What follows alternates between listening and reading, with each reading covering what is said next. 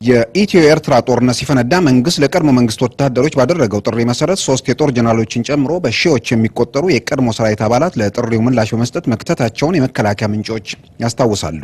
ብርጋዴር ጀነራል ተስፋዬ ሀብተማርያምና ብርጋዴር ጀነራል በኃይሉ ክንዴ ጦርነቱ ሲያበቃ በጓሮ በር መሸኘታቸው ታውቋል። ባድሜ ውጊያ በኋላ ለሁሉ የቀድሞ ሰራዊት አባላት በ10 ምናምን አመት ውስጥ ማለት ነው እንግዲህ 83 ገቡ። በ10 አመት ውስጥ አንድ ማድረግ ነው የተጨመረው ለሁሉም ማለት ነው። የቀድሞ ጠቅላይ ሚኒስትር መለስ ዜናዊ የሰጡት ምላሽ አምባሳደሩን ደደብ የሚል እንደነበር ይታወሳል። በተግባርም በኢህአዴግ 10 ዓመታት የስልጣን ዘመን በሀገሪቱ ሰራዊት የኃይል አዛዥነት ቦታ የትግራይ ተወላጅ ያልሆነ ሰው ለመጀመሪያ ጊዜ ተሾመ። አሩት አለምሸት ደግፌ በሜጀር ጀነራልነት ማዕረግ የኢትዮጵያ አየር ኃይል አዛዥ ሆኑ። ሆኖም ከ3 ዓመታት በኋላ ማዕረጋቸው ጭምር ተወስዶባቸው በተራ ወታደርነት ከሰራዊቱ ተባረሩ። በጥቅምት ወር 1999 የኢትዮጵያ አየር ኃይል አዛዥ ሜጀር ጀነራል አለምሸት ደግፌ፣ የመከላከያ ኢንጂነሪንግ ዋና ኃላፊ ብርጋዴር ጀነራል አሳምነው ጽጌ እንዲሁም ብርጋዴር ጀነራል ኩመር አስፋው በአደባባይ ማዕረጋቸው ተገፈው በተራ ወታደርነት ከሰራዊቱ መባረራቸው በመንግስት መገናኛ ብዙሃን ጭምር በይፋ ተገለጸ። በውጤቱም ሀገሪቱ ካላት 61 የጦር አዛዦች 57ቱ የትግራይ ተወላጆች መሆናቸው ይፋ ሆነ።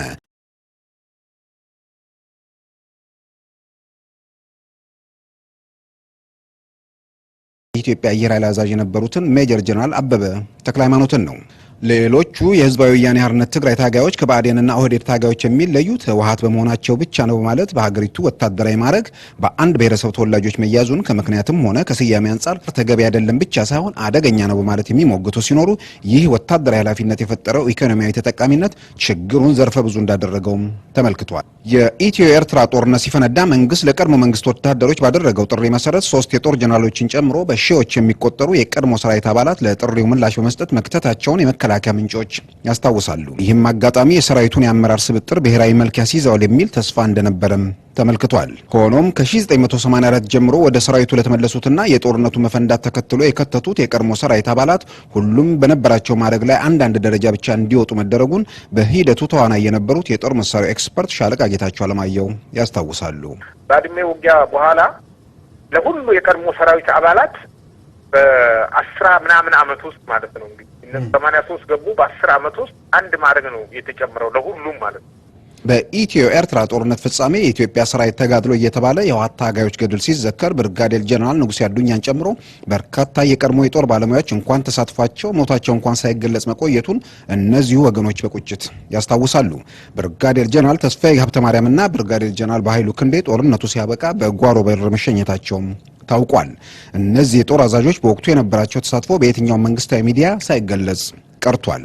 የቀድሞ ጠቅላይ ሚኒስትር አቶ መለስ ዜናዊ የዛሬ 21 ዓመት የኢህአዴግ ጊዜያዊ መንግስት ፕሬዝዳንት ሲሆኑ የገቡት ቃል ወደ ገቢር ሳይለወጥ ይልቁንም በተለይም በአመራሩ አካባቢ ወጥነት እየተንጸባረቀበት መቀጠሉ ከኢትዮጵያን ባሻገር የባዕዳንም ትኩረት የሳበ ሆኗል።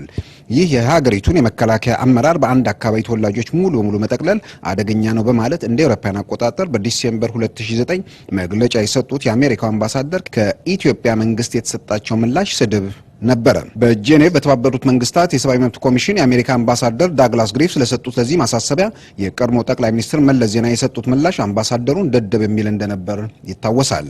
በጽህፈት ቤታቸው በሰጡት ጋዜጣዊ መግለጫ እንዲህ ያለውን ድድብና አልሰማሁም፣ ተደርጎም ከሆነ በጄኔቭ ያለውን ሰው ደደብነት ነው የሚያሳየው ብለዋል።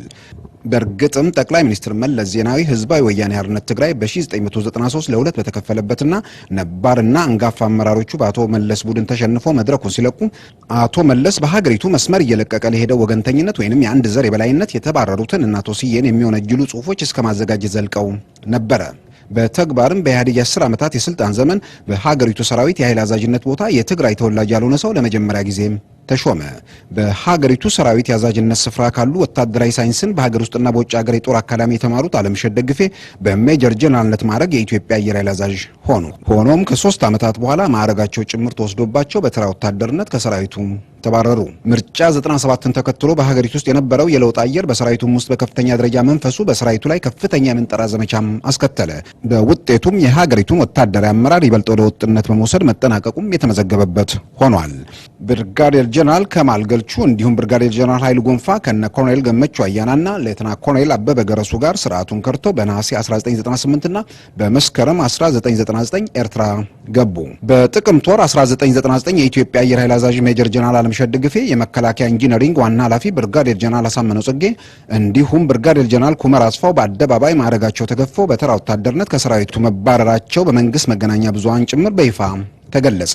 በተዋረድ ባለ መዋቅርም በርካቶች መባረራቸው በወቅቱ ተዘግቧል። 3 ወራት ባልሞላ ጊዜ ውስጥ ጥቂት ከነበሩት የኦሮሞና የአማራ ጀነራሎች 5ቱ ከሰራዊቱ ወጡ። በዚሁ ግን አላቆመም። የሀገሪቱ የመከላከያ መዋቅር የአዛዥነት ስፍራ ሙሉ በሙሉ ወደ አንድ አካባቢ ተወላጆች እየሄደ ነው የሚለው ጥያቄ ጎልቶ በተነሳበት ወቅት አንድ የጦር ጀነራልና ሌሎች በርካታ በተለያየ እርከን ላይ የሚገኙ መኮንኖች ከግንቦት 7 ጋር ለመንግስት ግልበጣ ሲራቸዋል በሚል ወደ ወህኒ ቤት ተጋዙ። እኚህን የጦር ጀነራል ብርጋዴር ጀነራል ተፈራ ማሞን ጨምሮ ባለፉት 5 ዓመታት 6 የኦሮሞና የአማራ ጀነራሎች ከሰራዊቱ ተወገዱ። በውጤቱም ሀገሪቱ ካላት 61 የጦር አዛዦች 57ቱ የትግራይ ተወላጆች መሆናቸው ይፋ ሆነ። በእርግጥ መንግስት አሁንም ለማመጣጠን ጥረት እያደረገ መሆኑን በመግለጽ ላይ ይገኛል። ባለፈው ታህሳስ ፓርላማ የቀረቡት የመከላከያ ሚኒስትሩ አቶ ሲራጅ ፈርጌሳ የአዛዥነት ስፍራው ላይ ለማመጣጠን ያለው ለጊዜው ባይሳካም ሰራዊት ውስጥ ባለው ተዋጊ ብዛት የአማሮች ቁጥር በ1989 ከነበረው ከ25111 ወደ 30343 ማደጉን፣ የኦሮሞዎች ቁጥር ከ1357 ወደ 25205 ከፍ ማለቱን ተናግረዋል። የትግራይ ተወላጆች ቁጥር ከ39896 ወደ 18058 ወርዷል ሲሉ ተደምጠዋል። በሰራዊቱ አመራር ላይ የማመጣጠን ጥያቄ ሲነሳ የተራ ተዋጊና ጠመንጃ ተሸካሚ ቁጥር አንስቶ አደባባይ መውጣት ይበልጥ የተቾችን ቁጣ የጋበዘ ሆኖ አልፏል። በስልጣን ላይ ያሉት የህወሓት ተዋጊ የነበሩ ጀነራሎች ጡረታ እየወጡ ሲሄዱ ከስር በሚመጣው አመራር ተዋጽኦ ይስተካከላል በሚል የህወሓት ደጋፊዎች እንደ ማካካሻ የሚያነሱት መከራከሪያ ሲሆን ከስር የሚመጣውም ህወሓት በመሆኑ የሚለወጥ ነገር እንደማይኖር በቅርብ የነበሩና በሂደቱ ያለፉት የመከላከያ ሚኒስትሩ የቀድሞ ባልደረቦች ይገልጻሉ። የኢህአዴግ መንግስት የሀገሪቱን የመከላከያ መዋቅር ለማዘመን በሚል በከፈተውና ደብረ ዘይት በሚገኘው ዲፌንስ ኢንጂነሪንግ የተማሩ ወጣቶች ብሔራዊ ስብጥር ያላቸው እውቀትም የሰነቁ በመሆናቸው ክፍተቱን ሊሞሉት ይችላሉ በሚል የሚነሳውን ነጥብ ተቺዎች ይህን ለማሳካት ሌላ 20 ዓመት ይጠይቃል በማለት ከማጣጣላቸውን ባሻገር ከዚህ ተቋም የሚወጡ ልጆች በፓርላማ የታወጀላቸው የምክትል መቶ አለቅነት ማዕረግ ዲግሪና ዲፕሎማ በውስጥ መመሪያ ተሽሮ በዲግሪና ዲፕሎማ በተራ ወታደርነት እንዲወጡ መደረጋቸውን በመጥቀስ ህወሓት አሁን ብቻ ሳይሆን ከ20 ዓመታት በኋላም የማመጣጠን ፍላጎት እንደሌለው ማሳየ ነው ሲሉ ይሞግታሉ። ከዚህ ከመከላከያ ዲፌንስ ኢንጂነሪንግ ከተመረቁት ወጣቶች አንዱ ወጣት ጹኔል ተሰማ በዚህ ረገድ የነበረው ሁኔታ ለኢሳት በሰጠው ቃለ ምልልስ ማብራራቱ ይታወሳል።